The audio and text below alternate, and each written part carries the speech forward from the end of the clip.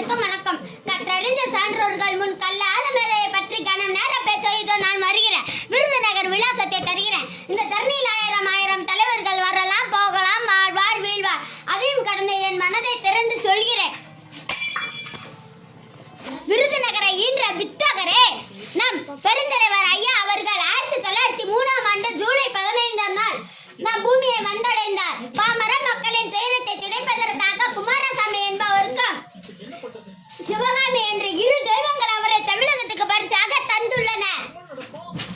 காமராஜர் இப்படி ஒரு தலைவரை ஈன்றெடுத்ததனாலவோ என்னவோ காமராஜரின் தந்தை சீக்கிரமாகவே காலமாயினார்.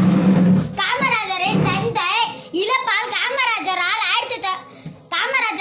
6ஆம் வகுப்புக்கு மேல் படிக்க இயலவில்லை.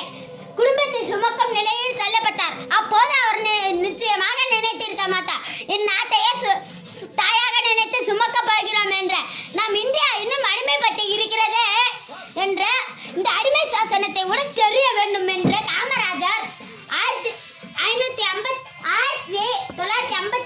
ஆண்டு